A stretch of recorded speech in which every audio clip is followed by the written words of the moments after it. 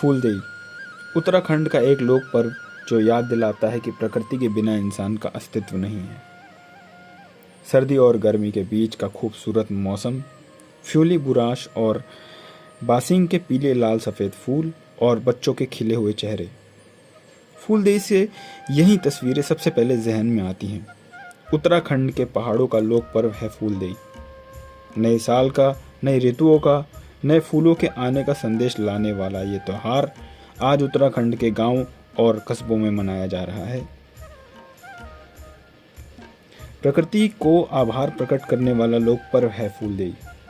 चैत के महीने की संक्रांति को जब ऊंची पहाड़ियों से बर्फ पिघल जाती है, सर्दियों के मुश्किल दिन बीत जाते हैं, तो उत्तराखंड के पहाड़ बुराश के लाल फूलों की चादर ओढ़ने लगते हैं। तब पूरे इलाके की खुशहाली के लिए फूलदेई का त्यौहार मनाया जाता है। ये त्यौहार किशोरी लड़कियां और छोटे बच्चों का पर्व है। फूल और चावलों को गांव के घर की देहरी यानी मुख्य द्वार पर डालकर लड़कियां उस घर की खुशहाली की दुआ मांगती हैं। इस दौरान एक गाना भी गाया जाता है, फूल देई छम्मा देई जतुगल दिला उतुको सही देणी द्वार भर भकार। भकार तो आप जानते होंगे। फूलदेई के दिन लड़कियां और बच्चे सुबह सुबह उठकर फ्यूली बुराश और बासिंग और कचनार जैसे जंगली फूलों को इकट्ठा करते हैं और बांस की जैसे दिखने वाली एक टोकरी में सजाया जाता है। टोकरी में फूल पत्ते के साथ साथ गुड़ चावल नारियल रखकर बच्चे अपने गांव और मोहल्ले की ओर निकल जाते हैं। फूलदेई त्योहार में एक द्वार पूजा के लिए एक जंगली फूल का इस्तेमाल होता है जिसे फ्यूली कहते हैं। इस फूल और फूलदेई के त्योहार को लेकर उत्तराखंड में कई लोक कथाएं मशहूर हैं, जिनमें से एक लोक कथा कुछ यूं है। एक वन कन्या थी जिसका नाम फ्यूली था। फ्यूली जंगल में रहती थी और जंगल के पेड़ पौधे और जानवर ही उसका परिवार थे और दोस्त भी थे। फ्यूली की वजह से जंगल और पहाड़ों में हरियालियां थी, खुशहाली थी। एक दिन दूर देश का एक राजकुमार जंगल की तरफ घूमने आया। फ्यूली को राजकुमार से प्रेम हो गया।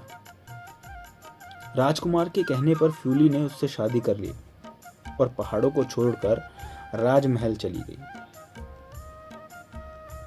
फ्यूली के जाते ही पेड़ पौधे मुरझाने लगे, नदियां सूखने लगी और पहाड़ बर्बाद होने लगे।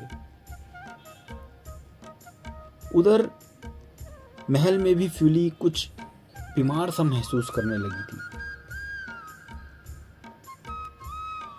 उसने राजकुमार से उसे वापस पहाड़ छोड़ देने की विनती की, लेकिन राजकुमार उसे छोड़ने को तैयार नहीं था और एक दिन फ्यूली मर गई।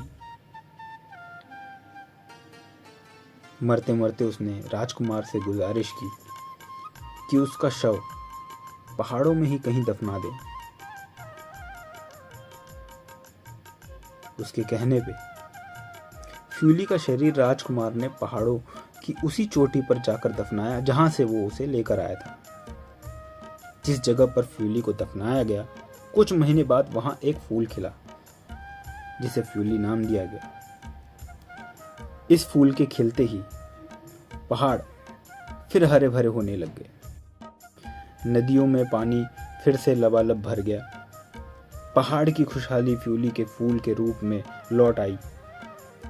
इसी फ्यूली के फूल से द्वार पूजा करके लड़कियां फूलदेई में अपने घर और पूरे गांव की खुशहाली की दुआ करती हैं।